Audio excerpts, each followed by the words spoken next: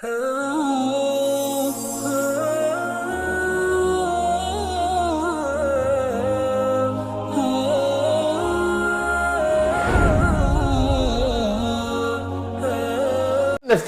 கொடுக்கக்கூடிய ஒரு விடயம் ஜகாத்துல் ஃபித்ரா அப்படின்னு சொல்லுவோம். இந்த ஜகாத்துல் ஃபித்ராவை பொறுத்த வரைக்கும் இதை நோன்பு தர்மம் அப்படின்னு நம்ம சொல்லுவோம். இது யாருக்கு கடமை, இதை எப்ப கடமை, என்ன கொடுக்க வேண்டும் அப்படிங்கிறத ஒரு சிலர் கேட்கிறாங்க. இந்த ஜகாத்துல் ஃபித்ரா சம்பந்தமான விடயத்தை நாங்க இன்னைக்கு பார்ப்போம். பொதுவாக இந்த ஜகாத்துல் ஃபித்ராங்கிறத நோன்பு தர்மம் என்று நம்ம மொழிபெயர்ப்போம். இதை யாசகம் கேட்கக்கூடியவங்க பித்ரா பங்கு அப்படிங்கிற ஒரு வார்த்தையை போட்டு இதை கொச்சப்படுத்துறாங்க. பித்ரா தாங்க, பித்ரா பங்கு தாங்க அப்படிம்பாங்க. நோன்பு இல்லாத காலங்களையும் இந்த வாசகத்தை பயன்படுத்துவாங்க. பித்ரா தாங்கம்மா, பித்ரா பந்து தாங்கம்மா அப்படின்னு கேட்பாங்க. இதுக்குரிய ஒரு விஷயம், அதாவது நோன்புல கொடுக்கக்கூடிய ஒரு ஜக்காத்து தான் ஒரு தர்மந்தம் ஜக்காத்துல் ஃபித்ராங்கிற ஒரு விடயம்ங்கிறத நாங்க தெளிவாக புரிஞ்சு கொள்ளணும். இந்த ஜகாத்துல் ஃபித்ராவை பொறுத்த வரைக்கும் இதுல வரக்கூடிய ஹதீதுகளை நாங்க எடுத்து பார்த்தா, ஃபரம ரசூலுல்லாஹி ஸல்லல்லாஹு அலைஹி வஸல்லம் ஜகாத்துல் ஃபித்ரி ஸாஅ மின் தம்ர், நபிகள் நாயகம் ஸல்லல்லாஹு அலைஹி வஸல்லம் அவர்கள் இந்த நோன்பு தர்மத்தை ஈச்சம்பழத்தில் இருந்து ஒரு சாழ்ங்கிறது என்ன அப்படின்னு சொன்னால், 2 கையாலையும் 4 தடவை அள்ளுறது ஒரு சாழ்.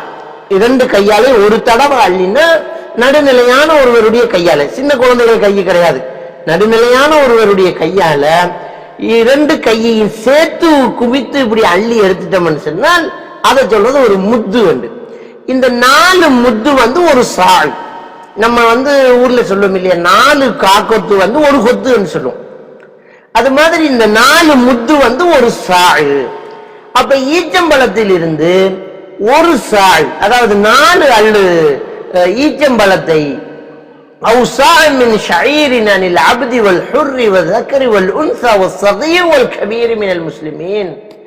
அல்லது தொழிற்கோதுமையிலிருந்து, ஈச்சம்பழத்திலிருந்து அல்லது கோதுமையிலிருந்து ஒரு சாய் நபிகள் நாயகம் ஸல்லல்லாஹு அலைஹி வஸல்லம் அவர்கள் எங்களுக்கு கடமையாக்கி நாங்க கொடுக்கறதுக்கு சொன்னாங்க.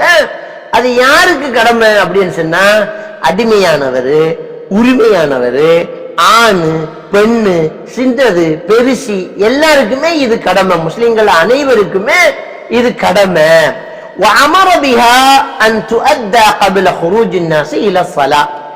இதை எப்ப கொடுக்கணும் அப்படின்னு சொன்னா, மக்கள் பெருநாள் தொழுகைக்கு போறதுக்கு முன்னாடி கொடுக்க வேண்டும் என்று நபிகள் நாயகம் ஸல்லல்லாஹு அலைஹி வஸல்லம் அவர்கள் எங்களுக்கு ஏவினார்கள் அப்படின்னு இந்த ஹதீஸை நாங்க பார்க்கலாம்.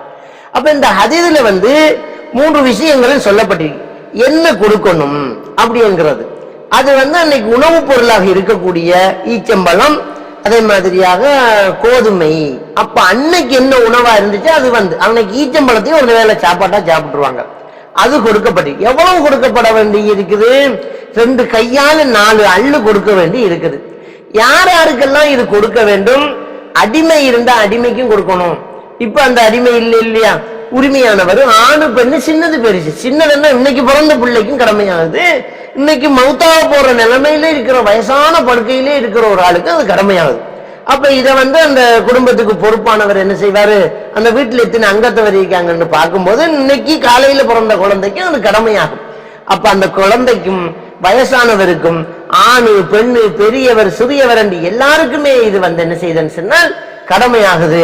அவங்களுக்காக இந்த ஜகாத்துல் ஃபித்ரா கொடுக்க வேண்டி இருக்கிறது. அதே மாதிரியாக இப்போ இந்த ஜகாத்துல் ஃபித்ராவுக்குரிய அந்த அளவு நாங்க பார்த்துட்டோம். இதை இன்னைக்கு இருக்கக்கூடிய கணக்கின்படி நாங்க பார்த்தால், நம்ம உணவாக உட்கொள்றது அரிசி சாப்பாடு சோறு தான் நம்ம இன்னைக்கு சாப்பிடுறோம்.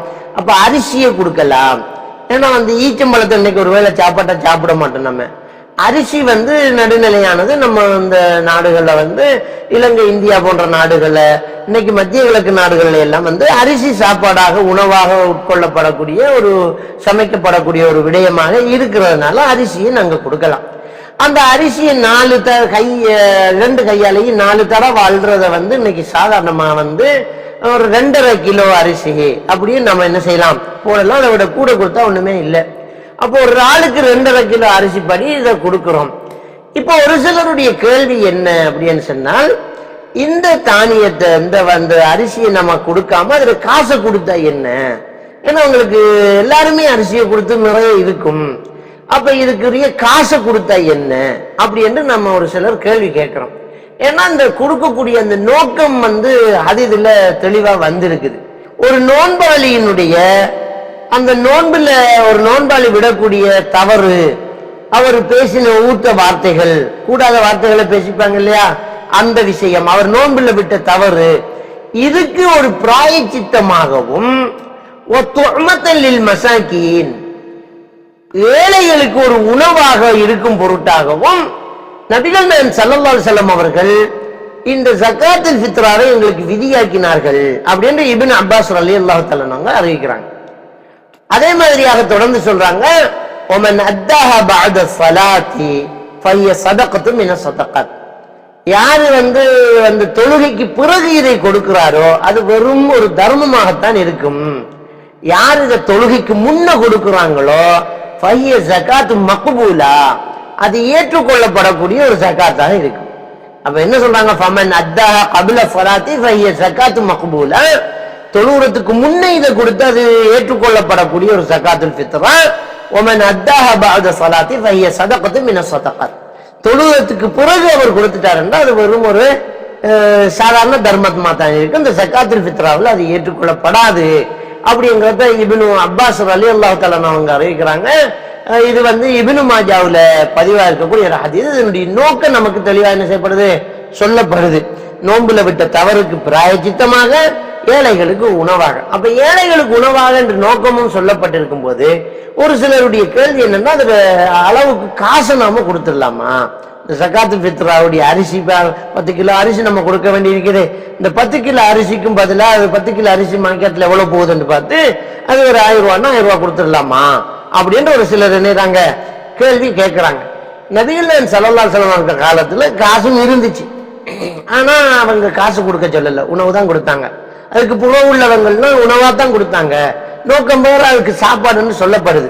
எனவே நம்ம அந்த உணவைத்தான் கொடுக்கணுமே தவிர அதுக்குரிய காசு கொடுக்கிறது மார்க்கத்தில் இல்லாத ஒரு விடயம் அப்படிங்கறத நாங்க தெளிவாக புரிஞ்சுக்கணும். அடுத்தது என்னன்னா, வெளிநாட்டில் இருக்கக்கூடிய சகோதரர்கள், ஐரோப்பிய நாடுகள்லயோ அல்லது மத்திய கிழக்கு நாடுகள்லயோ இருக்கக்கூடிய மக்கள் என்னறாங்கன்னு சொன்னா, அங்க இருக்கிறவங்க எல்லாம் ரொம்ப வசதியா இருக்கு, நம்ம ஜகாத்துல் ஃபித்ரா நம்ம நாட்டிலே கொடுத்துருவோமே அப்படின்னு சொன்னா அங்கிருந்து அரிசி அனுப்ப முடியாது. அங்கிருந்து இங்க இருக்கிற ஒரு பொறுப்புதாரிக்கு காசு அனுப்புவாங்க. அந்த காசுக்கு இங்க இருக்கிறவர் தானியத்தை வேண்டி தான் கொடுக்கணும், உணவுப் பொருளை தான் வேண்டி கொடுக்கணும் அப்படிங்கறத நாங்க என்ன செய்யணும், தெளிவாக புரிஞ்சு கொள்ளணும்.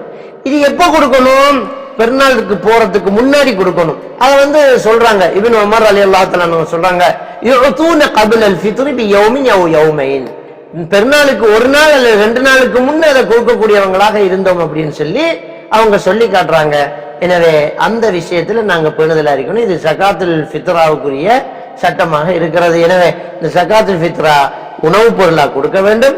ஒரு ஆளுக்கு ஒவ்வொருத்தருக்கும், அது வயசானவர் சின்ன குழந்தை எல்லாருக்கும் பகரமாக அது கொடுக்கப்பட வேண்டும். அந்த குடும்பத்தில் பொறுப்புதாரியா இருக்கிறவர் கொடுப்பார்.